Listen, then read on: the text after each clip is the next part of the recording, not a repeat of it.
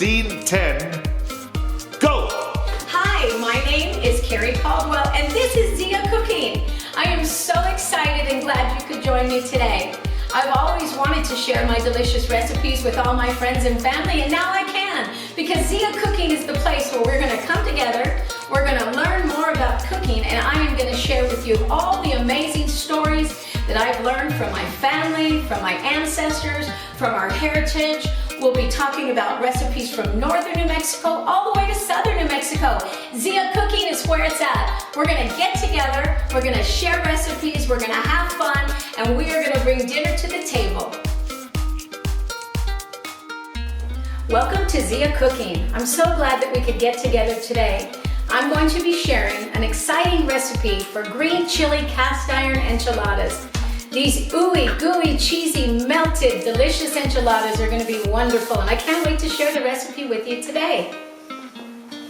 Before I show you how to assemble these delicious cheese enchiladas, I want to cover the ingredients that we're going to need to make them at home. Today we're going to be using Hatch green chili. Hatch is a famous valley in New Mexico that grows world-famous green chili, and this has already been roasted, chopped, and peeled. We're also going to be using some cheddar cheese that's been grated, also Monterey Jack. I like to use white onion when I'm creating my enchiladas, and I like to use about a third or maybe a half of a large one. Lots of delicious garlic. We're going to be incorporating some spices today, like Mexican oregano, garlic salt, black pepper, and today I chose to use white corn enchiladas. You're going to find all of these ingredients listed below, and if you haven't taken a moment to subscribe, hit that button now so you can see more recipes in the future. The first thing we're going to do is we're going to prepare our green chili for our enchiladas. We're going to coarsely chop our onion and all that yummy garlic that I love. I can't be without it. And we're going to add in our green chili. Now, traditionally in New Mexico, we have red chili and we have green chili enchiladas. And I'm going to be showing you how to create a delicious green chili sauce.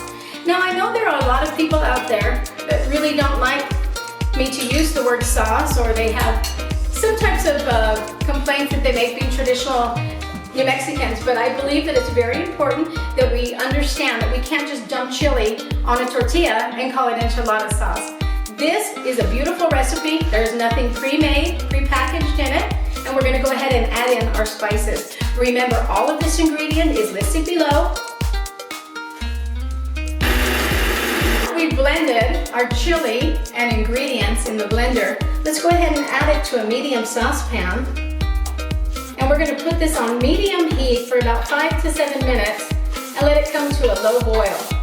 This will give our sauce a chance, to incorporate all the spices and mix together. And remember, the ingredients are listed below, so if you have any questions or you want to leave comments, please feel free to add them there as well. Also, I wanted to remind you we're not using any kind of prepaid enchilada mix, any type of soup mix. All of these are natural ingredients that I get locally here in New Mexico. All of them are grown, and I'm really excited to share this style of enchilada with you guys today. Now, in New Mexico, we find red enchiladas, green enchiladas. We find enchiladas that are stacked, that are rolled, and today I'm going to be making a casserole style enchilada.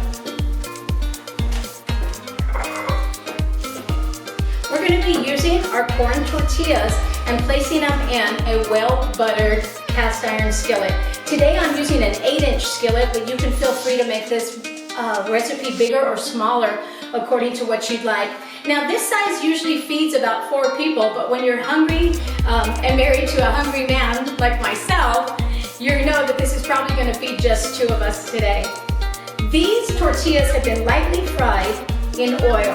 And the reason that I lightly fry them in oil before assembling them and putting them in my baking dish, or today my cast iron, is so that they are able to hold up to the sauce and to the cheese without getting mushy. Nobody likes a mushy enchilada.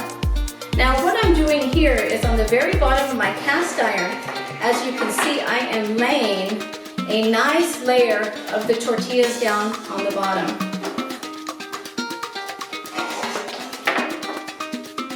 Now this assembly is very quick and it comes together very, very quickly. This was a style of enchilada that my granny would make when she had to feed a lot of hungry kids in the house, and it would come together very, very quickly. So, very simple. You're gonna place your enchilada sauce down directly on top of your corn tortilla. And this is the part that I love the best, the gooey cheese. Now I chose to use 2 different types of cheese blends today. You can use the kind that you like. Sometimes I like to use Munster and provolone. Most of the time I like to incorporate a nice cheddar. I do recommend when you're using cheddar that you use another type of blend as well, because cheddar does hold a lot of oil, and the last thing you want is greasy or oil-soaked enchiladas. And again, we're just gonna create and repeat the process as we go. It doesn't get any easier than this, guys. More and more people are creating meals in their kitchen. Seems like the pandemic sent all of us in different directions. But one thing I find is that a lot of people have been asking me, how do you create such delicious meals with such simple, easy ingredients? I always thought enchiladas took hours to make, Kerry, and that really isn't true. If you know how to work in your kitchen and you're smart and you use your ingredients, you can make several meals using the same type of ingredients that I'm using today. Now this type of enchilada style, as a casserole style, as I said, is very popular in southern part of New Mexico where I live. But in northern New Mexico, you sometimes find that people will use the same ingredients and they put it inside of the tortilla and roll it and then cover it with the sauce over. Does it taste any different? Some people say it does. For myself, I like this type of style, fitting everything in, incorporating it very easily. I'm a busy lady. I don't have time to be rolling enchiladas for 4 and 5 hours a day. So this style works just perfect for my kitchen. Now, one other thing I want to point out is some people like a real creamy sauce, and sometimes I like that too. So what you can do is you can simply add a 1/2 cup of sour cream to the chili blend that we made in the blender, and that gives a nice creaminess to it. You can also add in ground beef, chicken, pork. The choice is yours when creating enchiladas. It's your kitchen, it's your mouth, it's your tummy, so you make what you like. And again, we're gonna just simply keep on repeating our layer after layer. Now, this is starting to look and smell delicious. Moving this out of the way. And we'll put in this nice final layer of this great creamy green chili sauce in there. Now you can add extra onions or other items, but I love the flavor of onion mixed directly in with the chili. It really enhances it, and the oregano. Ah, smells delicious, and that garlic. Have you ever seen an enchilada come together so quick? It's amazing. And I'll tell you, you're gonna be the star of the show when everybody comes and sits at your table and digs in. Now the next thing we're gonna do, and the final step, is we're gonna put this in the oven for 375 degrees, and we're gonna let it cook and melt and blend together into an ooey gooey creation, and it's gonna be ready to eat in about 30 minutes. Now that I've shared with you my Las Cruces cast iron style green chili enchiladas, I wanna move on up the state to Albuquerque, where I'm gonna create a beautiful New Mexico salad. I'm giving a big shout out to my grandparents who raised me in the North Valley off of 4th Street in Albuquerque, taught me about farming, about irrigating, about making vegetables from your garden to your dinner plate every day. We always had a fresh salad at the dinner table, and I love to share my style with making this with you today. We're going to be using some ingredients, and again, I want to remind you that this is going to be listed in the comments below. And if you have not clicked subscribe, what's going on? Click and subscribe right now. We're going to be making the salad with 1 cucumber, 1 nice ripe tender avocado. I like to use Roma tomatoes, but you use what you have in your kitchen. We're going to make a dressing using a clove of garlic, fresh lime, and a jalapeno. I've got some olive oil and some vinegar. And no salad is complete in my mind without a good, healthy dose of purple onion. Let's get started.